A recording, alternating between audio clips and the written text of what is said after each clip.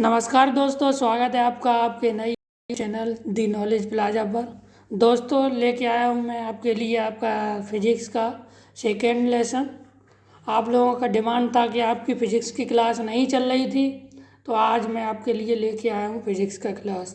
दोस्तों, आपको पीडीएफ दिखाई दे रहा होगा, तो आपका क्लास चल रहा है। देखिएगा, बल का आवेग। बल का आवेग क्वेश्चन पूछा जाता है यूपी कैटेट में। बल का आवेग एक राशि है। ऑप्शन मिलेगा आपको, सदिश है, अदिश है, या फिर दोनों है, या फिर नॉट नहीं है।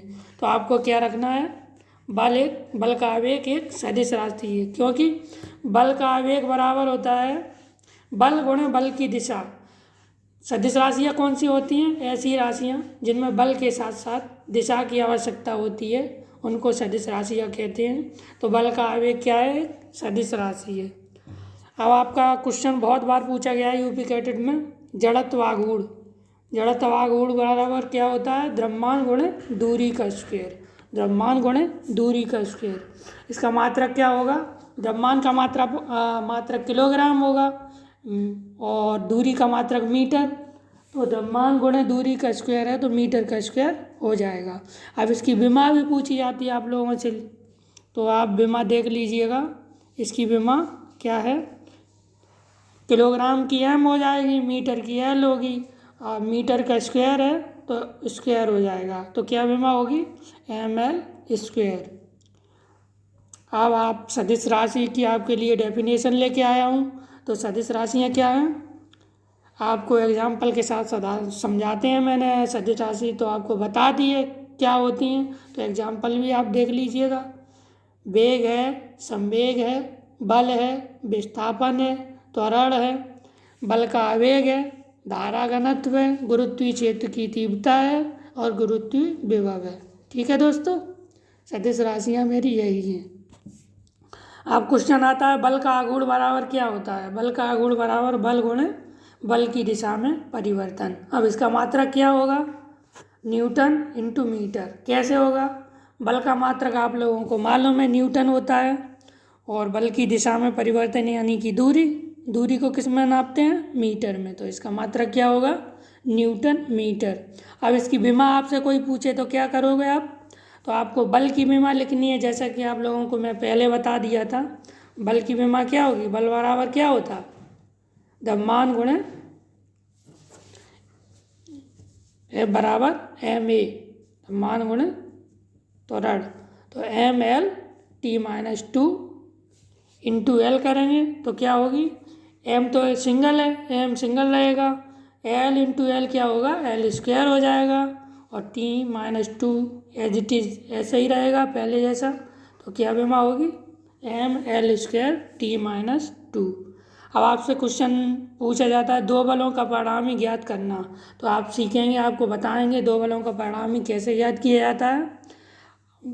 देखिएगा, आपको पीडीएफ में दिखाई दे रहा होगा। मैंने माना दो बल पी व क्यू हैं। कौन कौन से? पी व क्यू। पी बल ये है आपका, क्यू बल ये है। इसके बीच में कौन सा मान लिया? माना बीच का कोण थीटा है। क्या है? बीच का कोण थीटा है।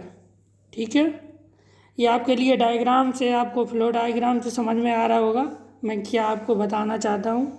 तो अब इसका परिणामी आपसे कोई पूछे कि दो बलों का परिणामी कैसे ज्ञात किया जाएगा, तो इसका सूत्र होता है आर स्क्वायर बराबर P square plus Q square plus two P Q cos theta.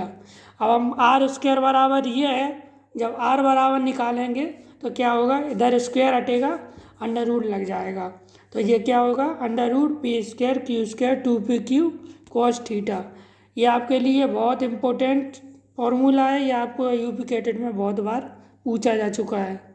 ठीक है दोस्तों, वेग तथा त्वरण।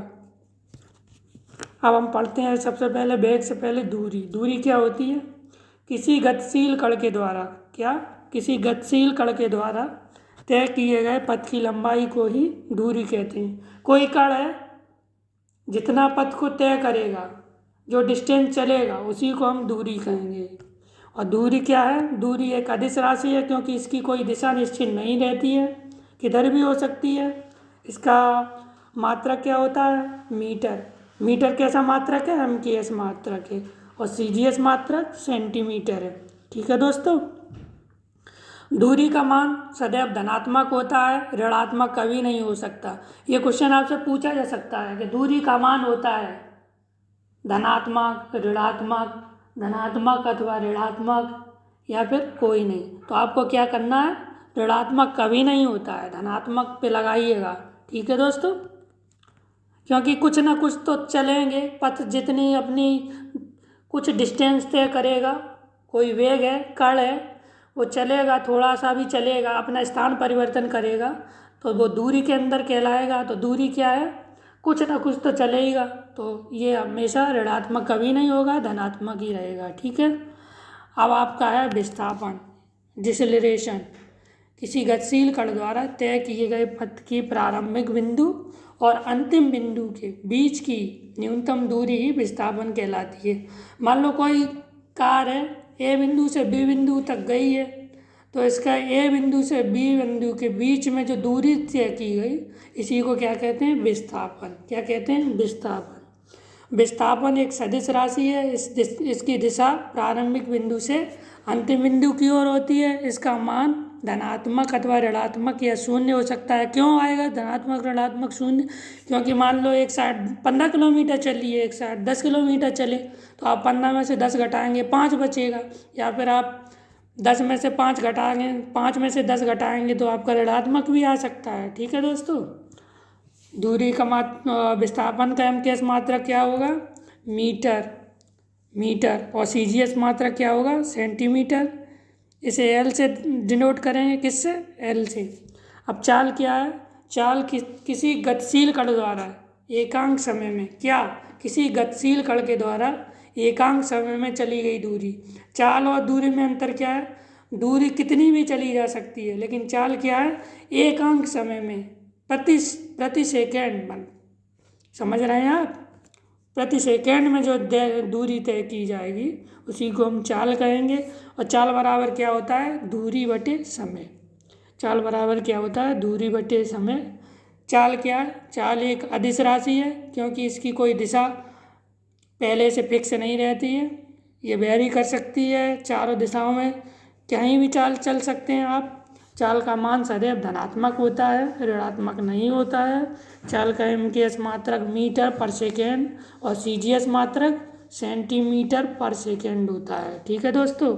इसकी विमा क्या होगी, मीटर के लिए L रखेंगे, प्रति सेकेंड के लिए T रखेंगे, L/T करेंगे, और T नीचे बटे में जब ऊपर ले जाएंगे तो LT-1 हो जाएगी। ठीक है दोस्तों। अब आपको पढ़ाते हैं औसत चाल। औसत चाल क्या है, एवरेज स्पीड किसे कहते हैं, किसी गतिशील कण के द्वारा तय की गई दूरी, कुल दूरी, किसी गतिशील कण के द्वारा तय की गई कुल दूरी एवं यात्रा में लगे कुल समय को अनुपात, जो अनुपात होता है उसी को औसत चाल कहते हैं। औसत चाल बराबर क्या होता है, कुल दूरी बटे कुल समय। अब दूरी को हम ऐसे डिनोट किए हैं यहाँ पे, तो सारी दूरियाँ जोड़ देंगे और बटे में अपना कुल समय T1, T2, T3 ऐसे करके इसका टोटल योग कर देंगे और T से भाग दे देंगे कुल समय से, तो हमारा औसत चाल निकल आएगा। ठीक है दोस्तों। त्वरण क्या है, किसी गतिशील कण के वेग में प्रति सेकंड होने वाली वृद्धि उसका त्वरण कहलाती है। किसी गतिशील कण के वेग में प्रति सेकंड जो वृद्धि होती है उसी को त्वरण कहते हैं। वेग या फिर वेग परिवर्तन की समय दर को, वेग में परिवर्तन होता है प्रति सेकंड, उसी की समय दर को त्वरण कहते हैं। त्वरण बराबर क्या होता है, A बराबर V2 - V1। V2 क्या है, दूसरा वेग है, V1 क्या है, पहला वेग है, अपॉन समय अंतराल, यानी कि समय अंतराल क्या होगा, पहला टाइम और दूसरा टाइम, T2 - T1। और V2 - V1 की जगह क्या, वेग परिवर्तन की जगह क्या रख सकते हैं, डेल्टा V। और T2 - T1 यानी कि ये समय अंतराल है, इसको डेल्टा T से डिनोट करेंगे। तो त्वरण एक सदिश राशि है, इसका मान धनात्मक, ऋणात्मक अथवा शून्य भी हो सकता है। इसका मात्रक क्या होगा, मीटर पर सेकेंड स्क्वायर, और CGS मात्रक सेंटीमीटर पर सेकेंड स्क्वायर। इसकी विमा क्या बनाएंगे आप, मीटर के लिए L रखेंगे, सेकेंड के लिए अपॉन में ले जाएंगे T × T करेंगे, और जब ऊपर ले जाएंगे अपॉन से बराबर में ले जाएंगे तो t-2 हो जाएगा। ठीक है दोस्तों, और त्वरण को हम यहाँ पे दो भागों में डिनोट किए हैं, 2 भागों में डिवाइड किए हैं। धनात्मक भी हो सकता है और ऋणात्मक भी। तो गति के समीकरण आपको बताएंगे। गति का समीकरण क्या है, इसका हम एक बनाए हैं, देख लीजिएगा। माना एक पिंड प्रारंभिक वेग u से चलना प्रारंभ करता है। क्या, माना एक प्रारंभिक वेग u से चलना प्रारंभ करता है और t समय पश्चात s दूरी चलकर b वेग प्राप्त कर लेता है। क्या है, t समय पश्चात s दूरी चलकर b वेग प्राप्त कर लेता है। ये क्या है, धनात्मक के लिए है, ये ऋणात्मक के लिए है। तो आपको दोनों तरफ से हम बताए हैं, देख लीजिएगा। तो वेग बराबर क्या होगा, b बराबर u प्लस ए टी। दूरी s बराबर क्या होगा, दूसरा समीकरण ut plus half A T square. तीसरा समीकरण b बराबर क्या होगा, b स्क्वायर बराबर u स्क्वायर प्लस 2as। चौथा क्या होगा, s बराबर b plus u upon 2 into T. ठीक है दोस्तों, ये हम धनात्मक के लिए है। इधर ऋणात्मक के लिए क्या होगा, केवल आपको क्या करना है, ऋण का चिन्ह लगाना। क्या करना है, ऋण का चिन्ह लगाना। यहाँ b बराबर u प्लस ए टी है, इधर क्या होगा, b बराबर u माइनस ए टी। इधर s बराबर U T plus half A T square है, इधर क्या होगा, s बराबर U T minus half A T square. ठीक है दोस्तों, इधर देखिएगा b स्क्वायर बराबर क्या है, u स्क्वायर प्लस 2as। और इधर ऋणात्मक की ओर आएंगे तो क्या करेंगे, b स्क्वायर बराबर u स्क्वायर माइनस 2as। ठीक है दोस्तों, s बराबर b plus you upon 2 into T. अब आपके लिए 2-3 न्यूमेरिकल भी लाए हैं, तो देख लीजिएगा। न्यूमेरिकल है, एक कण विरामावस्था में 2 मीटर पर सेकंड स्क्वायर के त्वरण से चलना प्रारंभ करता है। बताइए इस कण के द्वारा 10 सेकंड में तय की गई दूरी का मान क्या होगा। तो हमें क्या क्या दे रखा है, विरामावस्था में है। विरामावस्था में तो प्रारंभिक वेग क्या रहेगा, 0 रहेगा। तो u बराबर क्या रखेंगे, 0। और दिया है त्वरण बराबर, त्वरण को किससे डिनोट करते हैं, a से, एक्सेलरेशन कहते हैं इसको। तो 2 मीटर पर सेकंड स्क्वायर दिया है। s क्या कह रहा है, दूरी निकालना है, कौन से में, t सेकंड में दूरी निकालना है। तो s बराबर you two plus half A T square रखेंगे। तो u की वैल्यू 0 है, t की वैल्यू प्रति सेकंड में 1 है। हाफ ए टी स्क्वायर 2 गुणे 1 की 1 है, तो कोई मतलब नहीं रहेगा। टी स्क्वायर 10 का स्क्वायर करेंगे तो 2 पंजे 2 से 2 कट जाएगा, 10 का स्क्वायर 100 होगा। इसका मान 0 रहेगा, तो कोई परिवर्तन नहीं आएगा। 100 एकम 100 मीटर रहेगा। ठीक है, एक है क्वेश्चन, एक मोटरसाइकिल 5 सेकंड में 10 मीटर पर सेकंड का वेग प्राप्त कर लेती है। बताइए 5 सेकंड में तय की गई दूरी। तो ऐसे ही लगा लेंगे इसको भी। क्या है, b बराबर 10 दे दिया है 5 मीटर पर सेकंड, और अपना मोटरसाइकिल 5 सेकंड में, t बराबर क्या दिया, 5 सेकंड दिया है। a बराबर पूछा है तो आप निकाल लीजिए, b बराबर u प्लस ए टी से निकल जाएगा। ठीक है दोस्तों, धन्यवाद आपका टाइम देने के लिए। दोस्तों धन्यवाद आपका समय देने के लिए।